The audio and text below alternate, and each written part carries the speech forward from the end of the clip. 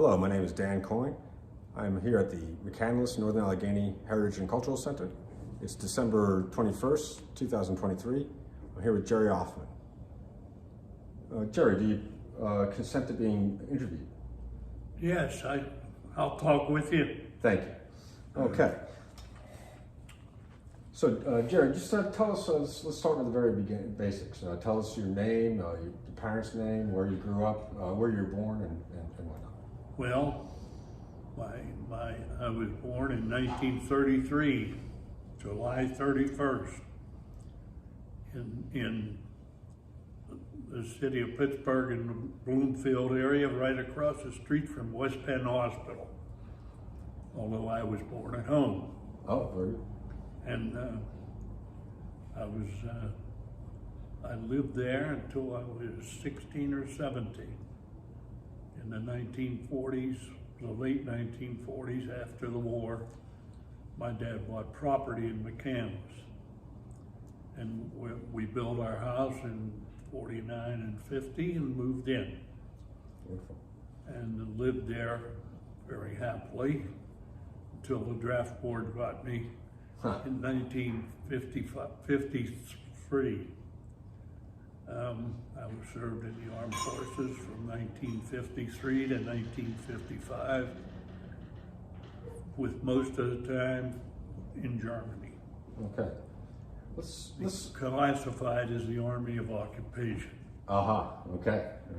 And I returned home in 1955 and started at Duquesne University in summer school of June of 55, and went through high school, went through college and graduated in 1959 with a degree in education as a social studies teacher, major.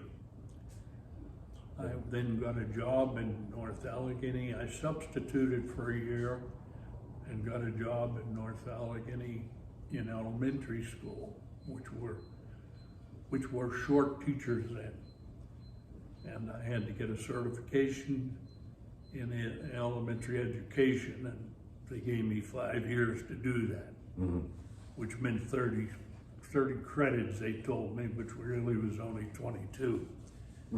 So after I got that degree, I went to Duquesne for 10 of the credits, and I went to Slippery Rock for 12 of the credits. I then enrolled in Slippery Rock in the master's program and received my master's degree in 1968 from Slippery Rock. And then I went back to Duquesne and took more credits and became principal's papers. Okay. But I never went into the principal's position because I was always happy in the classroom. Very good, very good. And the money difference wasn't enough to cause a move. I got you, all right. So I stayed where I was and worked there until 1996, I believe. Okay. I did 8 years at McKnight and 27 years at 8 years at Franklin and 27 years at McKnight. Very good. And you also served on at that time the town board of commissioners at some point, right? Well, first in 1956 I joined Ingomar Fire Company. Okay. I served in Ingomar Fire Company, and I'm still on the rolls, although I don't run out the fires anymore. Okay, right, that's right. So let's go back though. Let's go back to 16-year-old Jerry Aufman coming up from Pittsburgh into, what was McCandless like at that time? McCandless was mostly rural. A few housing developments started. There was no North Allegheny High School, which is the reason we went to Perry. Some of them went to Westview, some over in Franklin Park went to Ambridge, and the ones out in Marshall went to Mars, or some from Marshall went to Mars. Okay. Pine was in North Allegheny at the time. Okay, okay. But they left for whatever reason, and they continued to send their kids to Westview, and then joined ranks with Richland after the Comet report. Okay. So when the mergers were forced on school districts. So that's been an interesting period of time, and I've watched the growth of McCandless with more housing plans and apartments and other kinds of development. Right. Passman Hospital was not there when I moved here. That's right. Yeah. The land was donated to the Passman Hospital from a family over there. I forget the name now, but they got about 17 acres and started Passman Hospital. So in late 40s, 1950s, what did a teenage boy do to fill his time in McCandless? Teenagers. Yeah, what'd you do as a teenager in McCandless? Well, you loafed at the gas stations. I worked at a gas station in the time I was 50.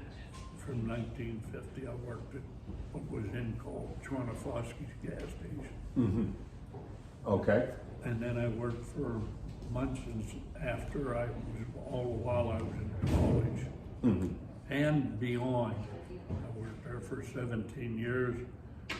And that was Munson's? Munson's. And that was, what kind of place was that?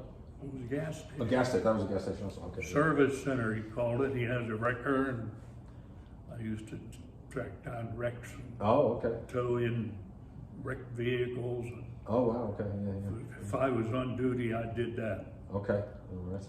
And where was that located? Where was that business Pardon? located? Where was that business located? Highland, the intersection of Highland and Perry Highway. Okay, very good.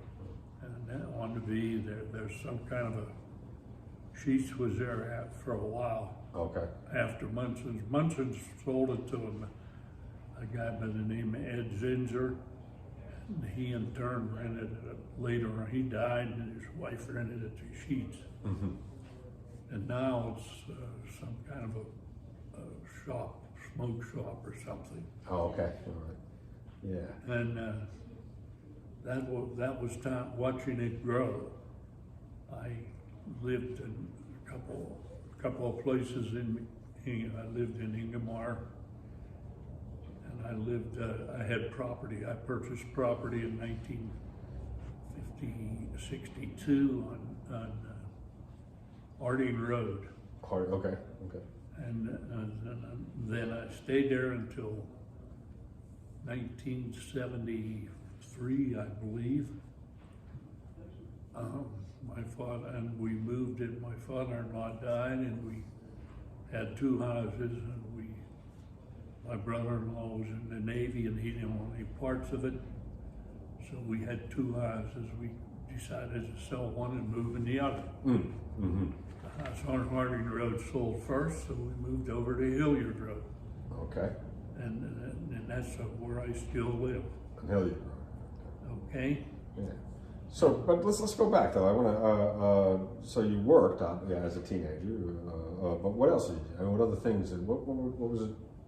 How did you guys entertain yourself in that period? Entertain ourselves. Well, we used to go to the square dances. Okay. There was a Grange over at Hope Grange. Okay. And there was another Grange in what is now the Pond Township Municipal Building. Oh. And we had square dances at SP School. Oh, very good. Yeah. Every month or so. So the kids learned to square dance, and we had a very good time. Good. Okay. Wonderful. And, so. And we used to sled ride in various targets of opportunity wherever we put two runner sleds together with a 2x10 and made our own version of a toboggan or of a racing sled. Oh, that sounds like some good times.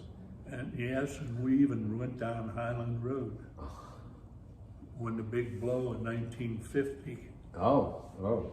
In 1950, we had a big snowfall that started Thanksgiving evening, and it snowed Thanksgiving Friday, Thanksgiving all day, Friday all day, Saturday all day.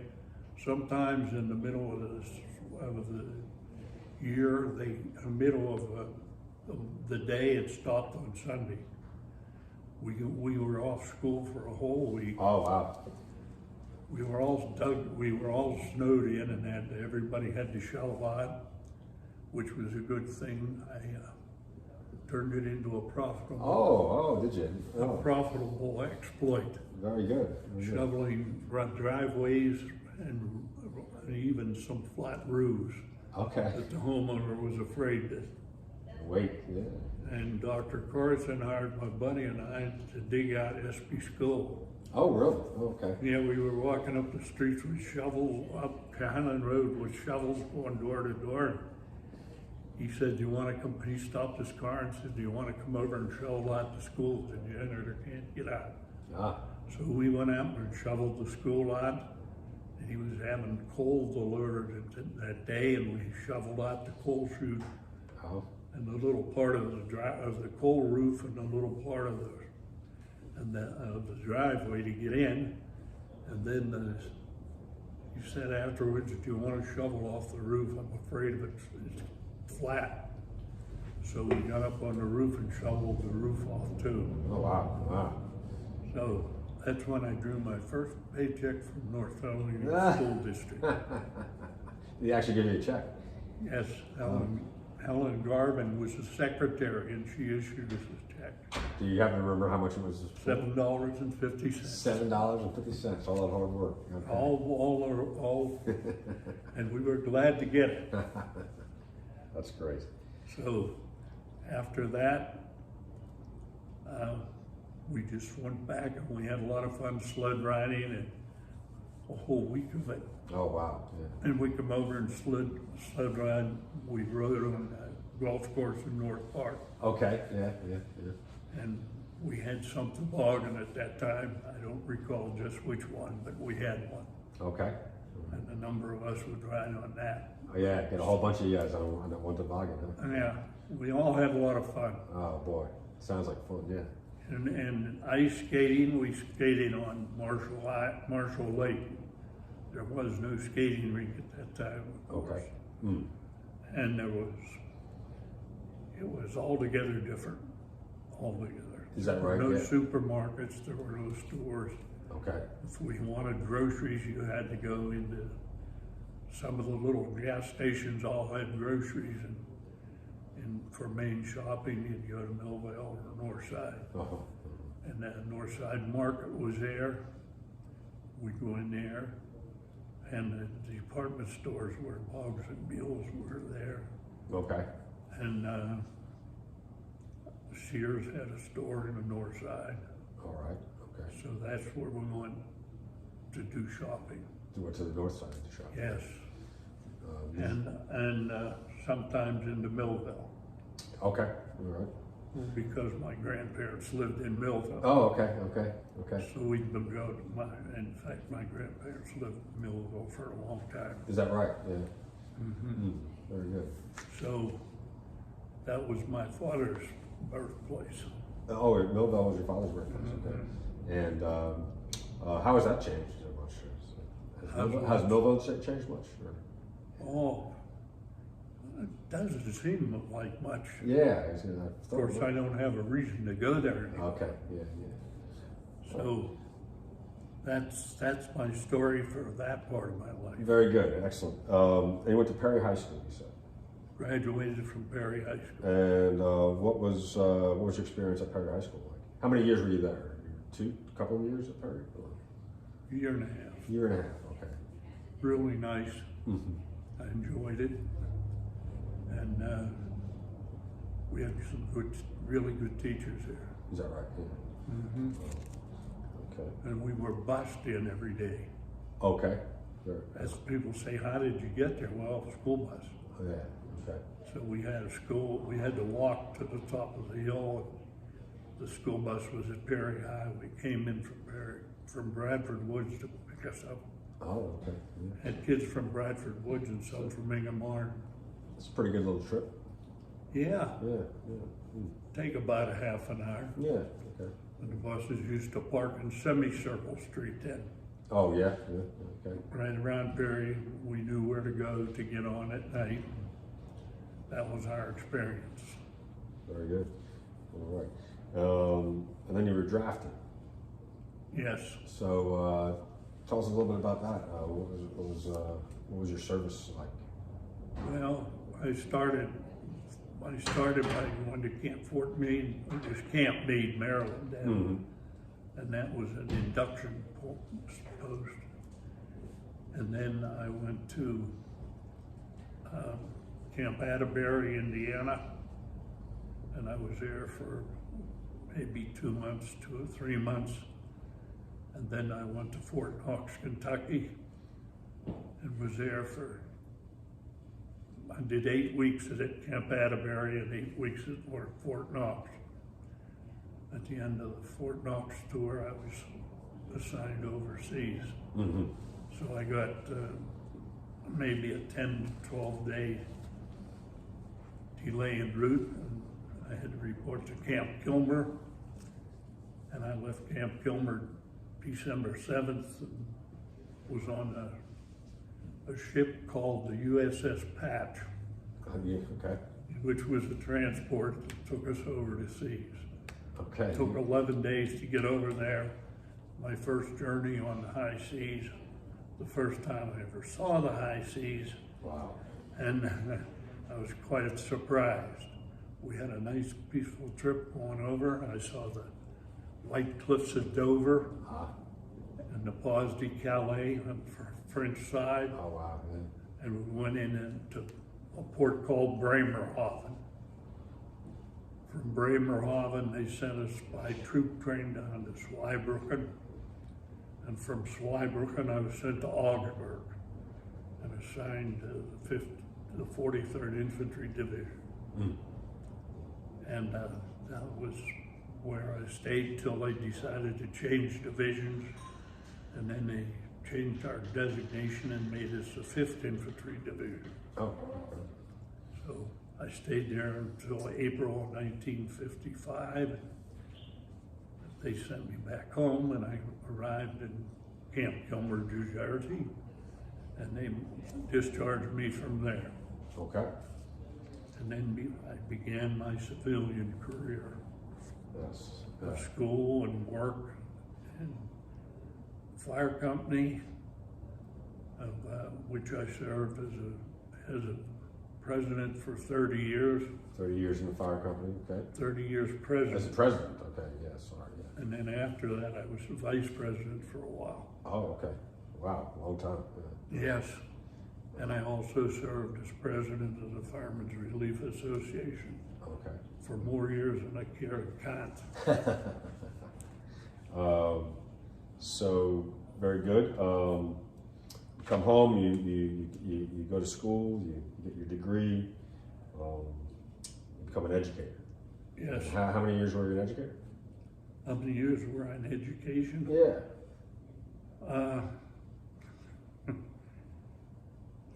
36 at North Allegheny.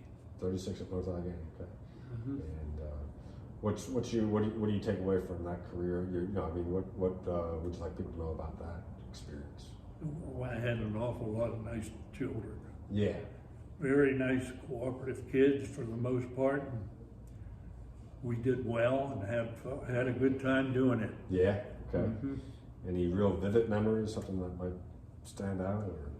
Oh, well, we did a lot of different plays. Yeah. They started the Camp Conaquee program, and I went up there and was up there, and our classes did their thing up there. Took different classes in like outdoor cooking. Okay.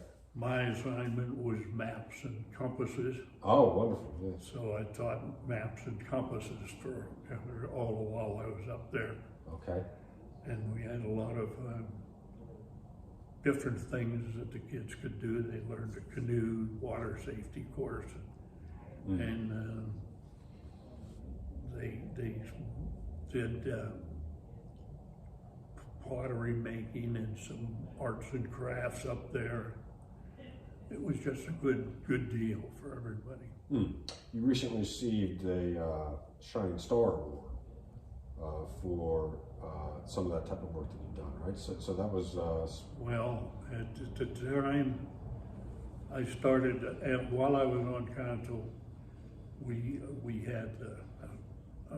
started a summer recreation program, and I was chairman of the Joint Recreation Board for 44 years. Okay.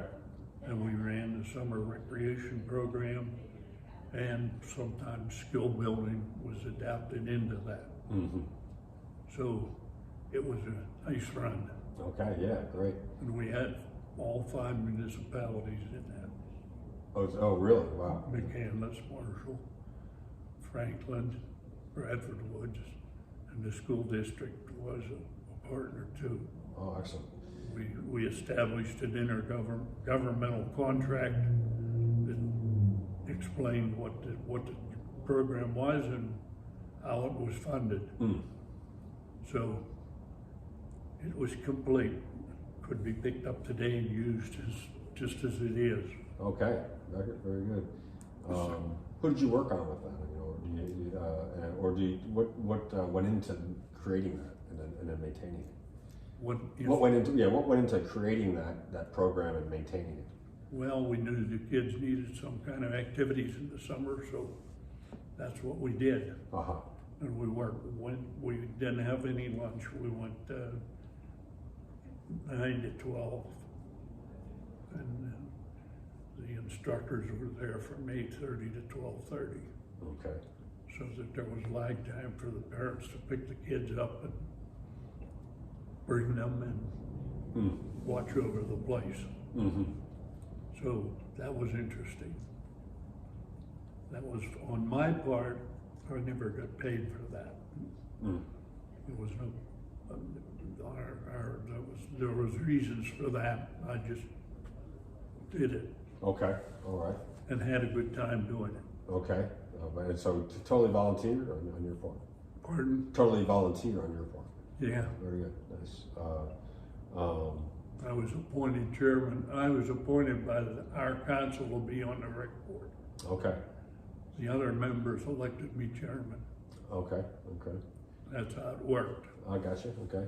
All right, so tell me about that. So you were a member of the town. What do you call it? The commission at that time, right? We were first class township. Yeah. When I was elected. Well, tell us a little bit about that. Tell us about your experience working with the town as a. Well, it was very interesting. We had a lot of development that we had to ride herd on and make sure that people followed the rules. I mean, yeah, you really oversaw. I mean, your time on the board really is a time when McCandless just sort of really develops out. We had a very good planning commission that would work with us. And the final plans, of course, came to the board to be approved. Okay. We also undertook. We didn't have any recreational grounds, and my first assignment, I was appointed as recreation chairman. Okay. All right. But we didn't have any recreation, so we started summer recreation. Oh, there you go. Okay. We also went and built a ball field on what's now called Devlin Field. That was just a piece of land there that flooded all the time. Oh, it's flooded all the time. So we raised it. No. Wow. Old Ingomar the fill from Old Ingomar went into that field. Okay. All right. They were building Old Ingomar at the time, and we worked out a deal and we stripped the topsoil off the field and then filled it and raised it about 4 or 5 feet. I'm sorry, when you say Old Ingomar, what do you mean? Old Ingomar is a plan of townhouses over in Ingomar. Oh, okay. Oh, so they took that dirt and, okay, very good. So their dirt from there went to fill that. That's interesting. Okay. Yes, and I went to, after the state and petition to I'd seen in a magazine, it used to come around, I read it, and it said that you could get recreational grants. Well, I told the manager about it, and he said, well, he wasn't applying for any grants because they wouldn't give us any. I says, well, I'll at least try. So I took out a preliminary application and wrote it out in longhand. Okay. And sent it off to the state. And we had some nice women, some nice people on the recreation. We called it KCOR. Okay. Citizens Advisory Committee on Recreation. One of the women, I had about 3 women on there that were real active, 2 of them in the League of Women Voters. Okay. Do you recall their names by chance? Pardon? Do you recall their names by chance? Do I really Can you recall their names? name? Yeah. Ellen Leonard was one. Okay. Barb Rogers, Lorraine Rogers, who our soccer field's named after, Very good. was chairman. We had,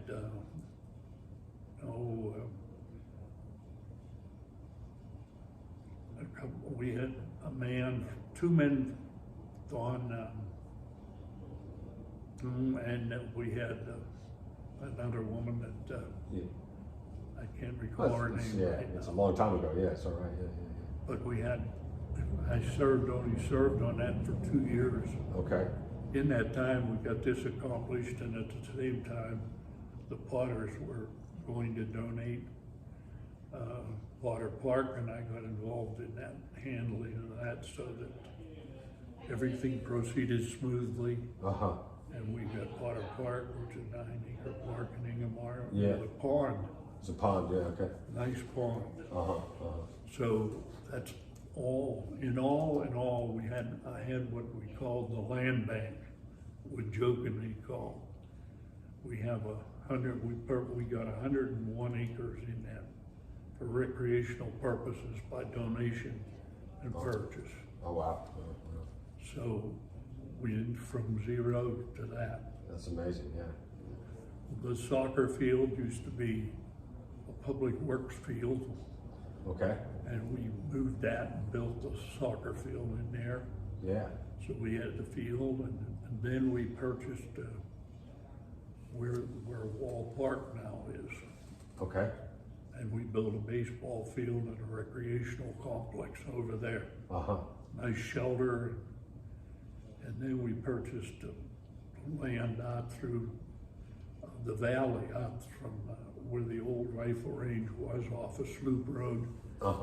And we went out to, that goes almost to Ingemar Road, or to Highland Road. And that's property in there for future trails or whatever.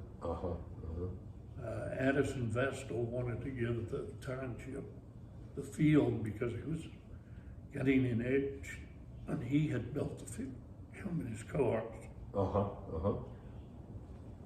The township commissioners at the time didn't want to take the field. Oh, really? So he deeded it to the YMCA with the provision that when the town was ready to take it, the Y would give it back to us. Oh, okay. And we acquired that back and purchased some more property to add to the field. We also purchased the old house that sat across the creek. Okay. And we got a grant from Mrs. Farmer, who was at one time on our council, but then she ran for state legislator. She gave us a grant to build a bridge. Oh, yes. So we have a walking bridge and a parking lot on the other side of the creek. Okay. And when was this? What years would this have been? What years? That was probably in the 70s. 70s. Okay. Good. Late 70s. So you're responsible for a good deal of the wonderful recreational facilities we have around here, in addition to, of course, North. I helped. Yeah, you helped. Okay, let's say that. Yeah. Yes, we all had a little help. Well, I'm going to ask you some more stuff about the working with the town, but yeah, let me go there. So you were part of the move in classification of the town. And what? You were part of the commission when the classification of the town changed. Yes. Why don't you tell us a little bit about that, the story of that, the history of that, what happened Well, there? when I was, the state passed Act 62, which allowed the creation of home rule charters. In order to do that, they had to elect a home rule study commission, who created the home rule charter. Okay. It was a big thing. Mount Lebanon had one. So this is like a big thing. Was it across the state, basically? This The was whole happening? state had the opportunity to change. Yeah. And instead of being operating under the first class township code, we had formerly been a second class township. Yeah. And then we adopted the first class township code. Not while I was a kid then. Okay. Yeah. Right. And I was in Germany when they adopted the first class Okay. code. So that would have been early So, 50s. Okay. They were second class, then went to first class, and then adopted the home rule charter. Okay. And then we became councilmen, not commissioners. Yes. Okay. But so, I mean, what was that process like? What do you recall from it? Who were, movers and shakers and whatnot? Or what can you tell us about the process of it? About the what? About the process of doing that. And I understand you weren't fully, how would you say, supportive of it, or would that be the right way to say it? You were questioning the need to do it. Is that right? I questioned the need because we seemed to be working fine under the first class township code. Yeah. And the first class township code has certainly stood the test of time. Yeah. Yeah. But There are others some- wanted to move to the home rule. We moved to the home rule charter, yes. What was the argument for doing that? Do you recall what the argument was for? Well, they felt that would give us more transparency, Ah, okay. the citizens. Yeah. It was just the interesting thing. We didn't stand up and campaign one way or another. Okay. Yeah. The council didn't stand up and say, we want this, we don't want it. We just let nature take its course. Okay. Good. So we've had the home rule charter, we live with that. Our council was always pretty cooperative and worked together. All right. Good.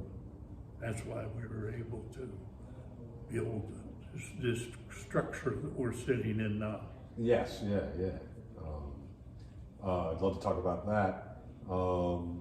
You want to talk about that now? You want to talk about the building of this? Well, I also was responsible for my assignment. I had either been, for the most of my career, I was either chair of public works or assistant chairman of public works, Okay. vice chairman. Yeah. I was also at one point chairman of public safety. And I pushed for fire codes because the firemen worked on them. Yeah.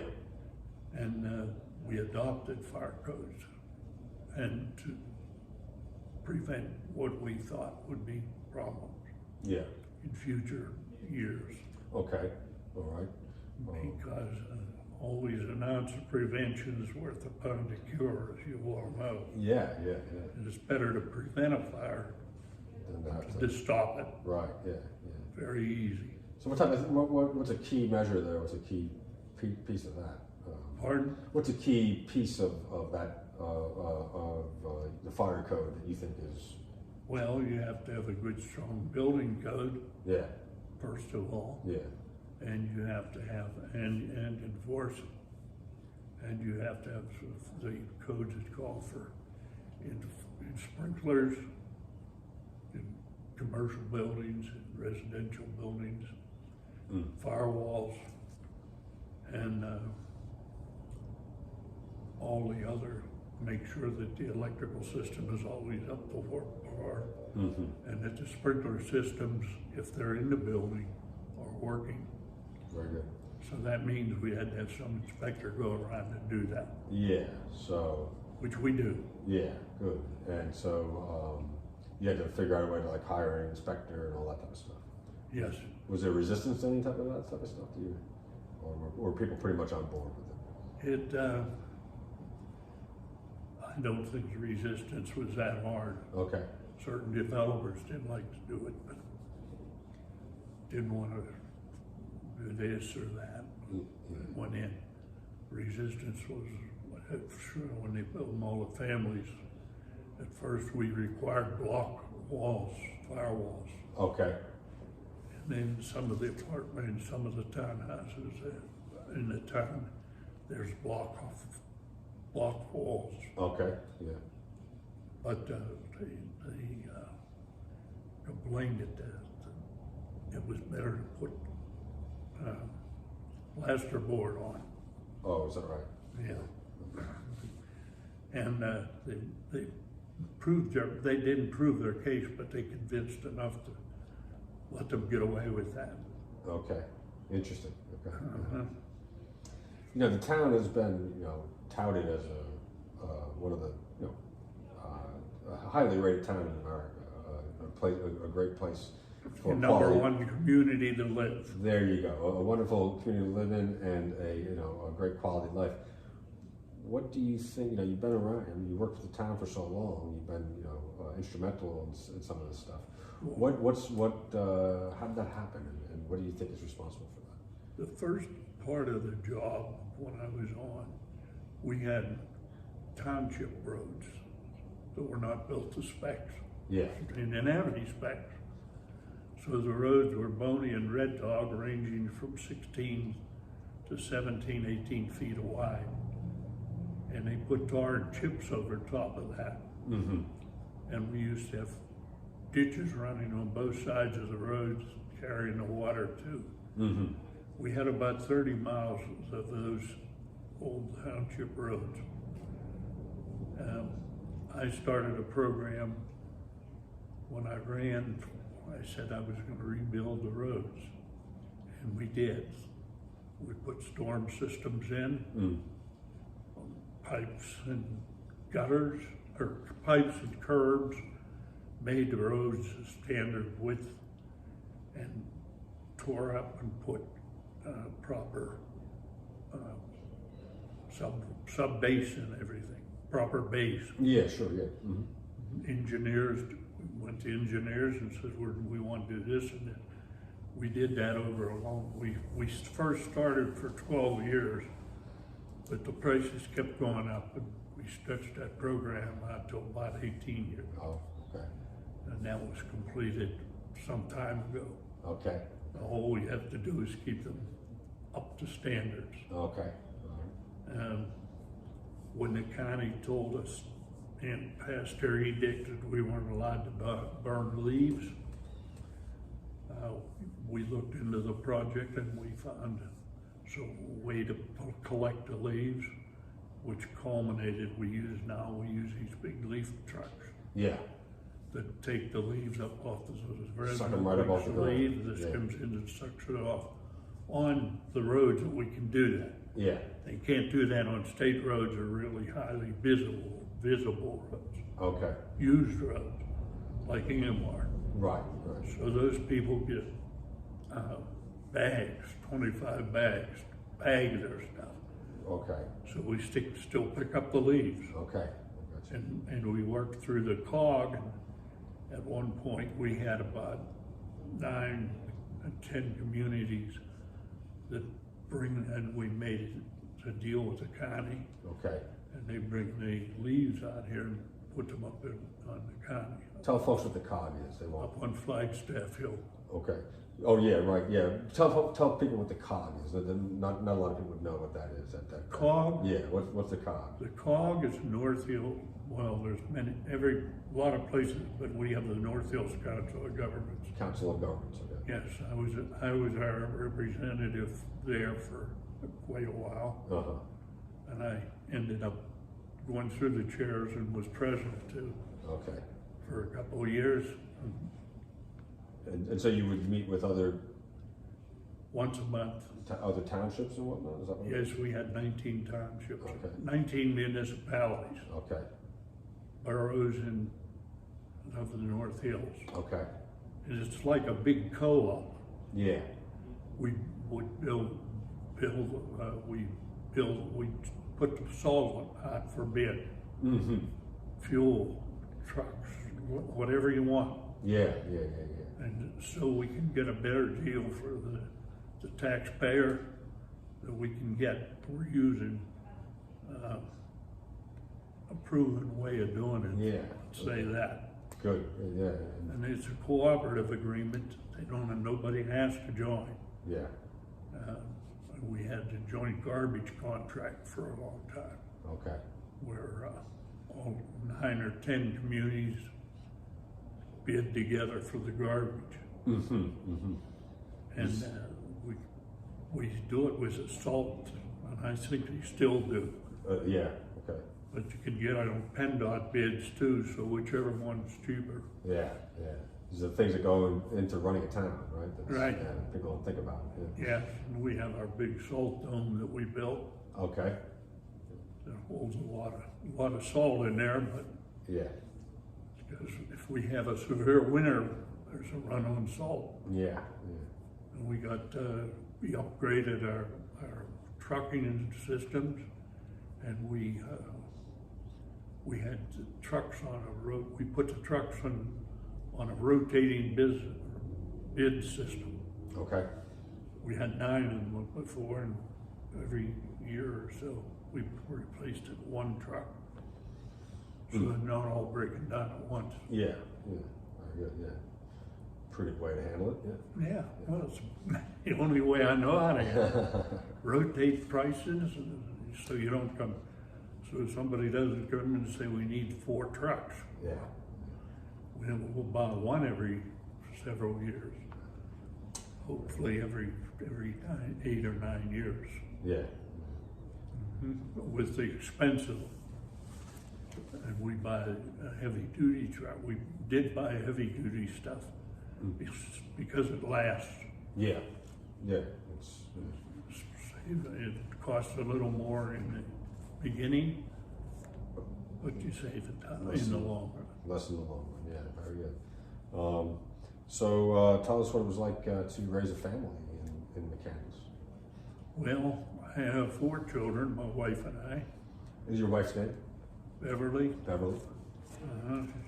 she lived in Inglemoor when we got married. Where did you meet Beverly before we go on? We want to know that. Well, first of all, she was in my brother's class at Perry High School. Okay, okay. So I knew who she was, Yeah, and I met her coming home on the bus from school. okay, all right. She was working in town, and I stayed one Tuesday evening late because I was going to the library Oh, to get notes to make a report. okay, all right. And I went up there and I come down and rode home on the 5 o'clock bus. And I just got on, and a little while later, Bev and another girl I knew came back. Come on back and sit with us. So I went in the back of the bus and sat with them. Oh, you were invited back there. Yeah. Okay, all right. And we got acquainted Okay, very nice. and stayed acquainted. Yeah, evidently, yeah. So it was quite nice.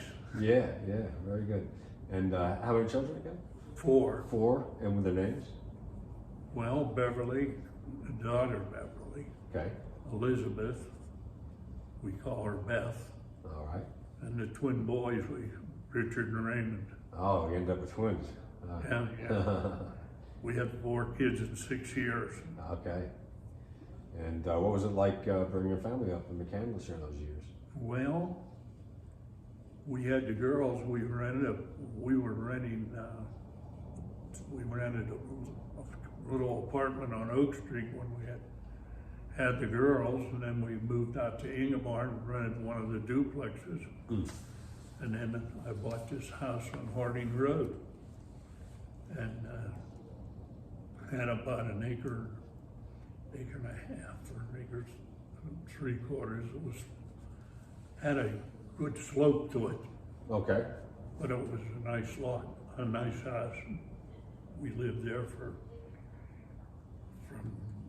62 to 71, I think, All right. or 73. 61 to 73. We lived there for 12 years. Okay. Mm-hmm. Then we moved over Hilliard Road, and I've been there ever since. Yeah. Okay. We went to school. They went to Ingomar School, which they could walk to. They went to Ingomar, which was then junior high. All right. They went to Ingomar Junior High, and then my oldest girl went to Carson for 10th grade, to the intermediate for 11th grade, and out to the new high school for 12th grade. Wow. She was the first graduating class from the new high school. Oh, okay. Very good. Yeah. Yeah. And my other kids, of course, went to normal course. Yeah. Yeah. Right. Yeah. Yeah. So, and then we felt they did well in school, and they did. Yeah. Yeah. I think they're all doing well now. Yes. Yeah. Good. Good. They all can support themselves. That's all you can ask for. Yeah. So. Yes, one of them. All right. Let's see. Is there anything else that you think would be interesting to discuss about McCandless and your experience? Well, all I can say is when we moved on Gloria Street, it was a dead-end street. Yeah. There was no traffic on it, just 4 houses that lived back there. Yeah. Yeah. The mail was delivered by RFD. What's that now? RFD? RFD, Rural Free Delivery. Oh, okay. Okay. All right. That was our mailmen were civilians. Right. Okay. Yeah. They worked for the post office department, Okay. and they supplied their own vehicle. Yeah. Right. Yeah. So that was our first mailman, and we had a board up at Sandal Avenue, and all the mailboxes sat up in there. And my mother had an aunt who was a school teacher in Coriopolis, but she was an algebra teacher. And one of her students was Congressman Corbett. Oh, okay. Yeah. Yeah. And when I was in the service, my mother didn't like to have to walk up to the Sandal Avenue to get the mail. So she petitioned Corbett to have it delivered. Okay. And he took care of the matter. So then they got the mail at their driveway. Oh, very good. Interesting. Great. That's great. That's Always something has to happen like that. Yeah. Yeah. Yeah. We had a black mailman by the name of Moses. Moses was only too glad to move his route a little further down there. Oh, is that right? Yeah. Oh, yeah, he was a nice guy. I Good. knew him Oh, very good. very Yes. well. Yeah. Excellent. Excellent. Beverly worked for Pasadena. Is that right? No, Oh, she so sorry. volunteered at Passivant. Volunteer at Pasadena. That's what I meant to say. Yeah. She was a volunteer at Passivant. She was a volunteer. She was in the Fire Hall Auxiliary. Okay. She was worked all the way up to president, and the fire hall used to serve weddings. Okay. We had a big steam table in the old fire hall, and we booked weddings, and the women would take care of the serving the food. We'd have her wedding receptions there. Okay. And what did she do when she volunteered for Pasadena? When did she begin volunteering for Pasadena? Oh, I'm not sure exactly what year. Just around. I mean, But she started to go she worked for 25 years at Minnesota Fabric. Okay. They were in business for 25 years. She worked 25 years. Okay. All right. So after she worked there since before they opened officially, and she worked after they closed officially, closing up, taking care of the details for All right. them. And it was 25 years of part-time work for them. Okay. And she was assistant manager, and she was part-time. Yeah. Okay. She's So, and she had trained people who wanted to be in their management program. mm-hmm. And of course, Minnesota Fabric sold it to Hancock Fabric. Okay. And that was a firm that was there when the lease expired. Yeah. Okay. But now Giant Eagle's in there. Oh, okay. All right. They built moved a bigger store. That used to be a Busy Beaver store. Okay. Woodwork and home repairs, Yeah. like Like a Home Depot or something. like a Home Depot or, yeah. A little bit, yeah. But I was curious because Passavant, of course, there was a huge campaign to move Passavant up to the North Hills.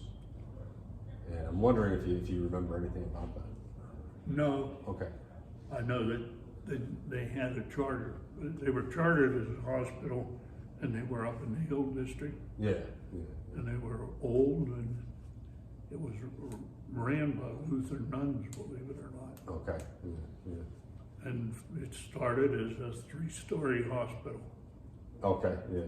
little 3-story hospital, Yeah. and they added the next 3 stories Mm. on top of it was designed that way. Mm-hmm. And then since then it's gone to what it is today. Yeah. It was big. Big hospital. Yeah. And filled a great need up here, I imagine. Well, yeah, before that's another story. How did you get people that were hurt way back? Yeah. We only had one policeman, a constable. Yeah. Most municipalities did. One constable. Yeah. Yeah, and he was a policeman for the community. Well, if someone was injured in accident or something, they'd call the funeral home, believe it or not. No, really. Take them to the hospital because they had no hearse. Okay. Or you took them in a car as best you could. I got you. Then after we got bigger police forces, the police took care of the transportation of the casualties Oh, okay. up until the formation of the ambulance authority. Yeah. Okay. And our police used to have 2 vehicles that were able to transport patients. Oh, yeah. And of course, back then, the patients had to either go to Suburban General or Allegheny General. Uh-huh. There was no passing them. Right. Yeah. So that really did fulfill a big need up here. Yes. There's a huge campaign to move it up here. So. Yeah, it served a need up here. Yeah. Good. And of course, Cumberland Road at one point wasn't there. Okay. Yeah. Neither was McKnight. Yeah. When I was a boy, when I moved here, there was McKnight Road stopped at Babcock Boulevard. Okay. And it went into Babcock and along Mill. There was no bridge. Uh-huh. Yeah. And so after the war, they built the bridge. Okay. And then in about the early, about 50, when I was in the service, they were working on it. They extended McKnight Road to where Northern Terminus is now, Okay. out to Pine Creek Hill, Yeah. Right. Yeah.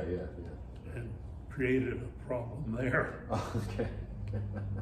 Now, what's the problem there? What do you perceive as the problem there? We had lots of accidents out there. Oh, is that right? Yeah. That's why the Jersey barrier is in there. Oh, okay. We Very had good. crossover accidents too. Oh, really?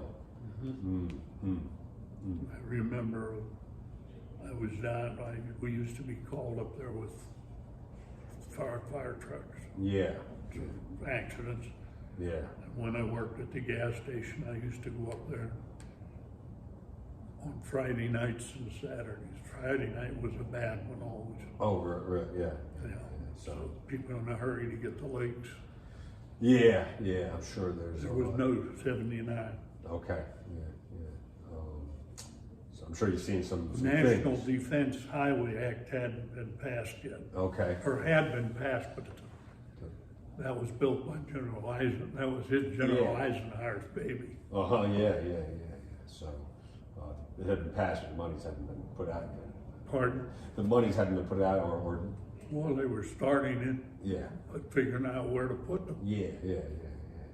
Well, that does, I don't want to keep it too long, but as you worked with the fire department for so long, volunteered. What do you have any? What were some of the major catastrophes that you saw out here?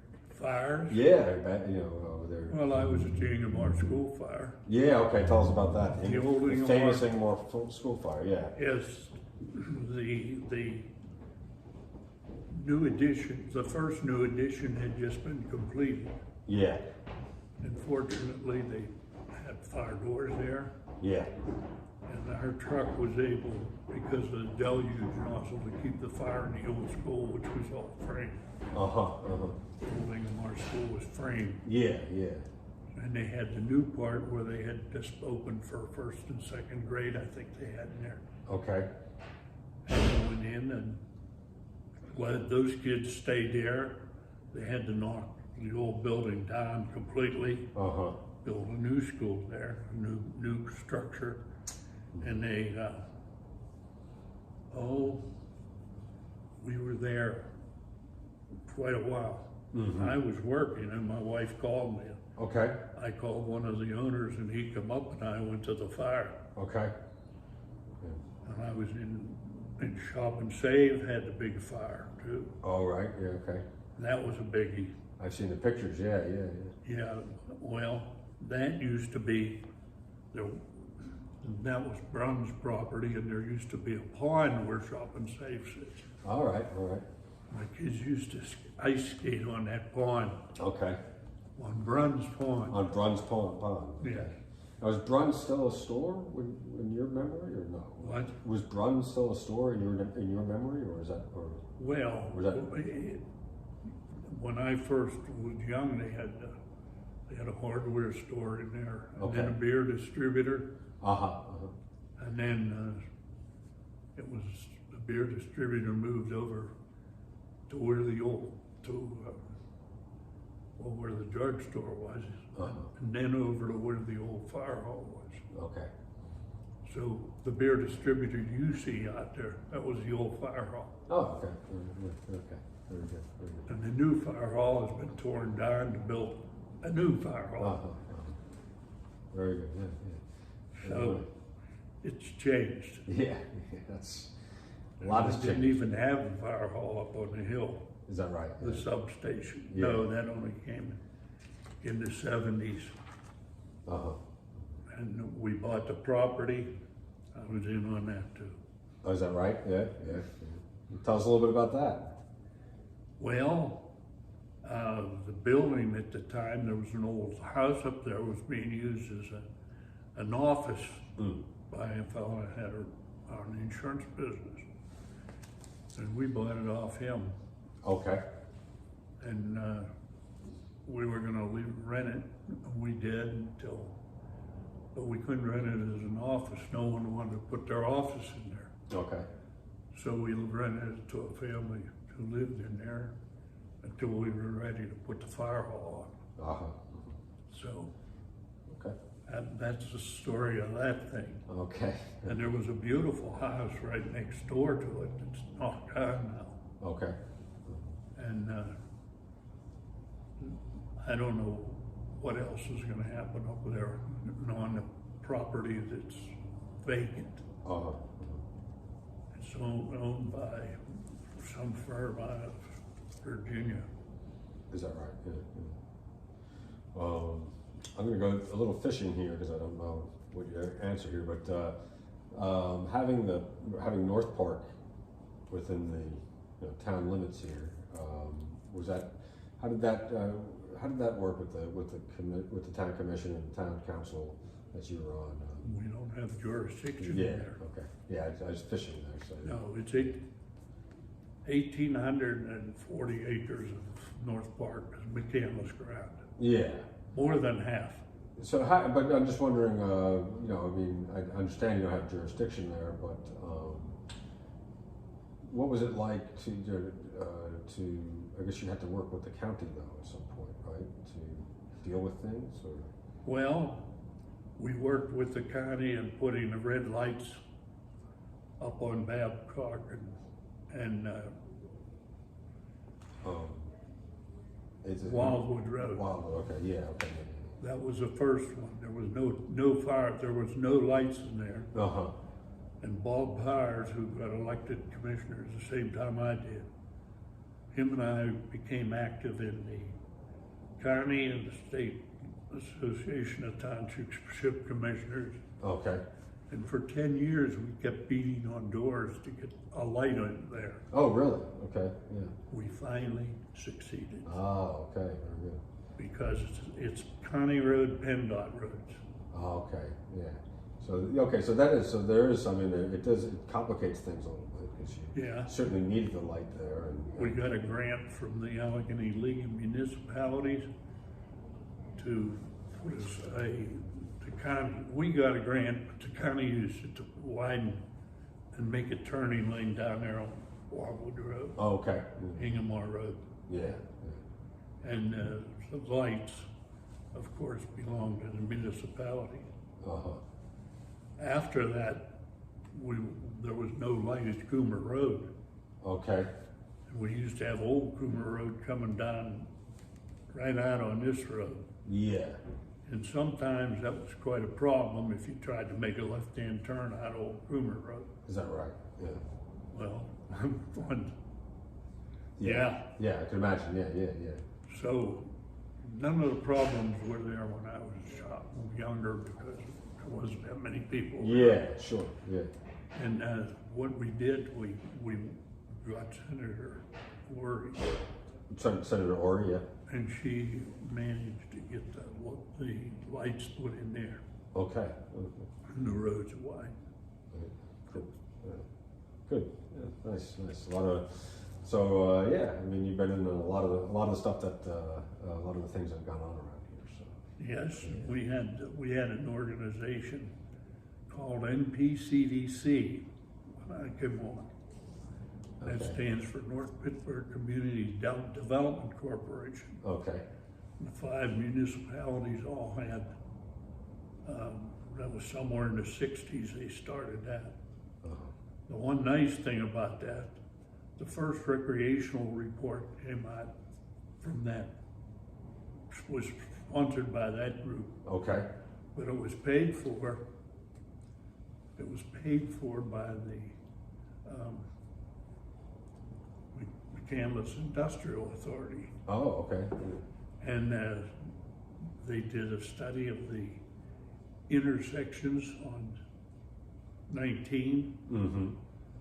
the last of which we just got cured up with a lot of help from Mike Terzai, who was a state rep, Mm-hmm. and Randy Villagfitch, who was our state senator, and that's the one at Pine Creek. Oh, okay. Yeah. That was a mess. Is that right? Yeah. And we fixed that the best we could, Uh-huh. and we had to condemn some ground there. Is that right? What's that about? Why'd you have to condemn it? Pardon? Why'd you have to condemn it? Because we wanted to put the road in there. Oh, okay. I'm sorry. Not much, maybe Yeah. 4 or 5 feet or 2 feet or something, belonged to a property owner who wanted their full. Oh, they wanted the full lot there. Yeah. Okay, I got you. Some of the things you have to do to get things They done. weren't gonna donate it, No. although it was useless. Yeah, right, yeah. Very good. What's been the most rewarding part of all your work you've done in McCandless? Oh, just to see everything blossom. Yeah. The recreational ground, I hope, never goes away. I Uh-huh. hope people, my successors on council, increase the amount. Yes. There's 101 acres in what I call the soil, the land bank. Land bank, yes. It's charted out, it says what date we acquired the property and how we got it. Yeah. Some of it was donated because the developer come in and saw a development that was gonna be you get more out of it by taking a write-off. Mm-hmm. Right, yeah. Donating the problem and taking the property and taking a write-off. Uh-huh. And that takes two burdens off. It gives us more free soil, open soil, and something would be quite frankly difficult to maintain. Yeah, yeah. All right. Well, I think we might wrap it up here with that and let you get on your way. I know it's getting a little late, and I appreciate you sitting down and talking. Well, yeah, and of course I was very interested in completing this center. Yeah, oh, well, let's talk about that then. Yeah, do you want to end a little bit with that? So let's talk about the center. Let's talk about the McCandless Northern Allegheny Heritage and Cultural Center. Yes. Tell us what your role in this was, and or what your memories of it coming to be. Well, I knew Joe Bullock very well. Yeah. Yeah. Tell us about Joe. Yeah. Tell you about Joe? Yeah, tell us about Joe. Joe was a character. Yeah. Everybody knew him. Uh-huh. And he was a nice guy, always with a smile on his face. And every time he left, he'd say, "God bless." Uh-huh. Uh-huh. And I knew him pretty well. Good.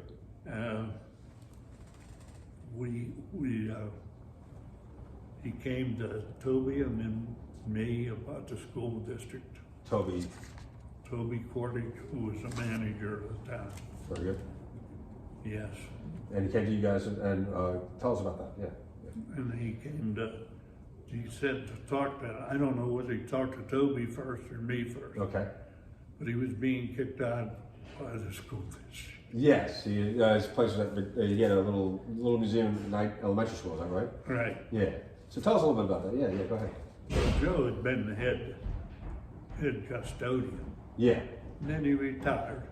Head custodian for Northern Allegheny School District, right? Yes, and he started he had started the museum. Even before that, he had some in Bradford Woods. Mm-hmm. Then he had a classroom at McKnight, and then they put him over in where the old Cumberland building was, way out. He had, I don't know, 3 rooms there, I think. Mm-hmm. But it was separate from the school. There was doors between it. Anyway, he came and said that they were throwing him out. Yeah. Told him to get his stuff out. Okay. Did we have any spaces where he could go? Yeah. Well, we didn't seem to have any extra spaces. Okay. I said, what about old 911? Well, the police were using that now. All right. I said, well, maybe we'll have to move them out of that center where when they took that over, maybe they don't need that. Mm-hmm. Oh, well, they say they do. Okay. And we looked at the other facilities and we didn't seem to have any spot. Yeah. So we went to council and talking it over once, and somebody said, why don't we build one? Yeah. And I said, build it in the shape of a schoolhouse. Okay. 40 by 60, I said, I think I told them. Okay. Build a 40 by 60 like a one-room schoolhouse. Yeah. So we got the thing got rolling, and they talked to Beatty Tech. They said they had people who would work on it. Mm-hmm. They used to build, well, they still build sheds and stuff that they sell off. And when I said build it in a schoolhouse, that's what we did. Yeah. Yes. Everybody agreed. It was unanimous. Okay. Oh, it was a great idea. Yeah. Everyone decided that was the thing to do. Yeah. And we did. Good. Yeah. And Beatty Tech helped build it. Yes, the students at Beatty Tech helped build it. Use students to do so. Yeah. And we had some men on the road crew Uh-huh. who were are excellent builders, Yeah. Jimmy Vichik Okay. Yeah. and Rock. I forget what Rock's last name. Rock. Okay. Okay. All right. And they worked over here putting this together. Yeah. Yeah. It's a, And I had visited some old schoolhouses, oh, good. Yeah. and I saw how they laid out with this board like this. That's what we did. Yeah. Yeah. Right. Yeah. Yeah. Yeah. And of course, it's very appropriate of the. It's up until oak, trimmed out oak. Yeah. Okay. Yeah. That's very hard to work with, but that's what I said. The road crew people they trimmed it out. Oh yeah. Yeah. It's beautiful. It's just a Yes. beautiful building, and it's really well constructed. Oh yeah.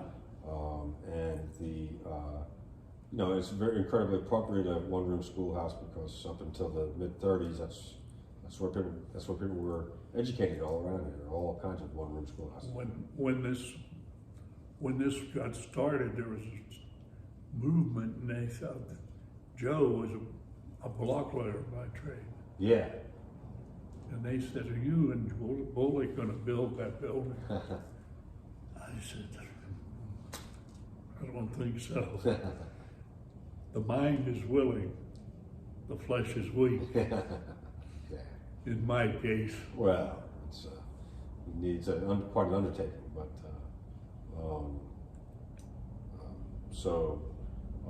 on the board there was agreement that people wanted to do it. Now there was some discussion about a community center, but I couldn't see that this would be anything compared to a community center. No, it's not. It's two different functions. Yeah. If you build a community center, you'd be a much bigger building. Yeah. I know I was involved. I know that since I was involved, I was told things Yeah. that the average person doesn't know. Yeah. Yeah. Right. And I know how much Upper St. Clair had in theirs because the manager of Upper St. Clair happened to be our former assistant manager. And I knew it was at Pine because their commissioners had told me how much they had in that. Yeah. So it takes it's a much larger undertaking, a community center than something like this. Yeah, would have been much larger. And maintenance of that and keeping up a payroll for that would be. Well, sometimes you look in the payrolls of the community centers, Yeah. and they get quite substantial. Sure. Yeah. Whereas this is all run by volunteers. Yes. And it's you know better than anyone. What kind of cost is a building like this? What kind of not a building like this operation itself? What kind of a cost is it to the town? Would cost? Yeah. What does it cost the town? I don't need an exact dollar amount, but how would you describe the cost of this, the Heritage and Cultural Center, to the town, and maybe even compare it to what you would imagine a community center would cost? Well, I don't think we have any payroll here. There you go. Okay, all right. We're all volunteers. They're volunteers, right? Yeah. And the upkeep is the electric and heat, Yeah. utilities. And a lot of the work was donated, as you can see by the list on the wall. That's right. Yeah. There was people that came in here and donated their time and effort. And some of them were they were business people too. Yeah, I noticed. Yeah, yeah. A lot of businesses like a place like this. Yeah, they put sweat equity and money into it. So not to beat the horse, but so there are those. There's this idea out there that this was built instead of a community center, and some people who are upset about that. And I just want to make sure. I want to know from somebody who's involved in all of it, was that ever the case? No, we had talked about We've been talking about a community center since K-Corps. Okay, yeah, yeah. But we started at ground zero with K-Corps. We're lucky we got the facilities we have. Mm-hmm. Yeah. We have the picnic shelters over here and Wall Park. Mm-hmm. We have the stuff that we built. We built the concession stand over at Vestal Field. Mm-hmm. Vestal Field has a very nice walking trail. It's beautiful. People say they need a place to walk. Well, Vestal Field has a walking trail. Mm-hmm. We had the design here, was laid out by 2 landscape architects, Mm-hmm. and they donated their time. Oh, wonderful. Yeah. Yeah. So, Mm-hmm. yeah. So really, we're talking not even apples to oranges, talking apples to gravel. Yeah, I think what we paid for, we sent a skid loader over there a couple times to help them build the trail. Yeah. It was built by volunteers, incidentally. Wonderful. Yeah. And the trail in Potter Park, there is a trail there, Yeah. and it was built by a Boy Scout Uh-huh. Yeah. getting his Eagle Scout degree. Right. Yeah. Yeah. And another Boy Scout built the bridges, Oh, wow. a board, a notice board, and some benches up there Oh, wow. on the trail. All by Boy Scouts. Yeah. All in the second Boys Eagle Scout project. Nice. So we get Eagle Scouts in here, people in here looking for projects. We got other ground too that can have trails. Yeah, sure. Yeah. Yeah. And the cost of those 2 trails, as I said, Negligible. negative. Yeah. Yeah. Except we did get a grant from the county to build a model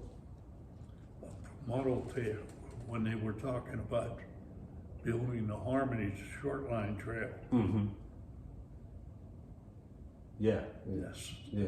And the people along the Harmony short line trail didn't want that trail. Yeah, there's some ideas that have increased crime and things like that. Yes. Of course, it hasn't done anything like that. Yes, well, there was a big meeting at Marshall School over that. Oh, yeah, yeah. The county conducted it, the county planning. And the people from Bradford Woods that lived along there, they were the most vehemently opposed. Mm-hmm, mm-hmm. And it would go right along the Harmony Trail. Yeah. Unfortunately, we found out in our research that the Harmony right-of-way went back, reverted to the property owners Oh. 24 hours after the last train ran.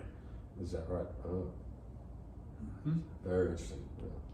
Yeah, That was what we heard. yeah, yeah. So that would have been before I was born. Mm-hmm, mm-hmm. Yeah. So it's an interesting thing. But again, back to the cost of running the HCC. What would you say it's a burden to the town, or do you think it's? I don't think so. How would you classify the cost? I would classify this as an asset to the town. Uh-huh. How many visitors come in here from other places? Mm-hmm. Yeah. A little bit of fine tuning, we can make it. So what role do you think it plays in town? A Pardon? place like this. What role does the Heritage Center, a place like this, how does it serve the town? An attraction. Yeah. People come here to see. Well, like I volunteer every Thursday, as you know. Yes, sir. Yes. And last fall we had a lot of influx of visitors, and they come in. And when I was, I'm not talking to. I don't know what happened. Other shifts, Uh-huh. but people come in and they were traveling through, or they come through to some kind of an event, and they come in here and they look at the maps and they look at the things for the history of the family. Yeah. And we have a lot of pictures and posters.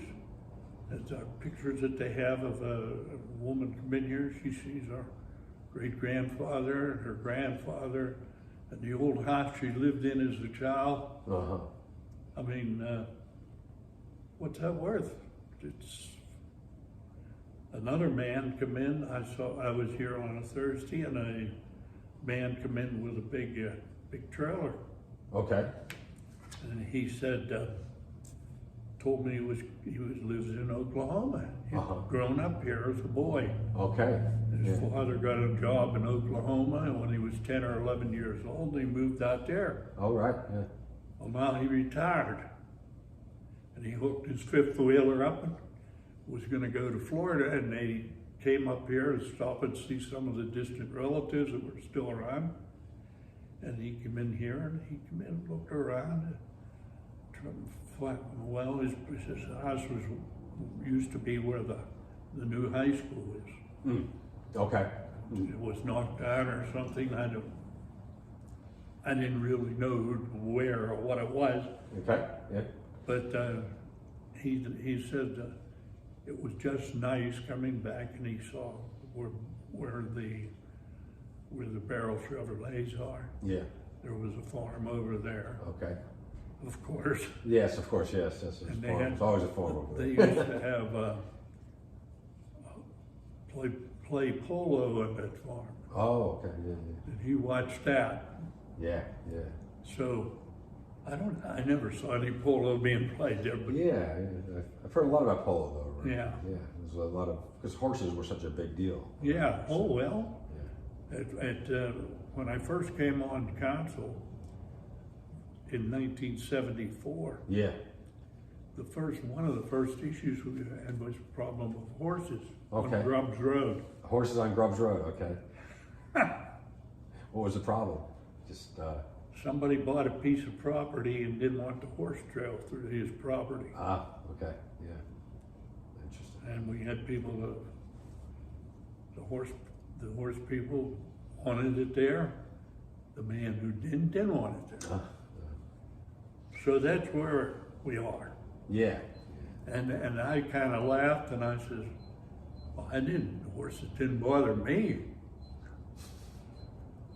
I'd rather have horses than other kind of horses. Okay. Parts of horses. Yeah. Very good. We still have, there was a barn up on early property that's gone. Yeah. We have a barn up here that they do horse. That's where Rupp's is. Yeah. What was the question I was thinking of? One more about the Heritage Center. You talk about people who live in town and can reminisce. People who've moved away from town and come back and reminisce. What about what type of what does it serve for somebody who has moved in from someplace else? They come to see where their property was. And we have maps in there of the properties in almost a turn of the century. Yeah.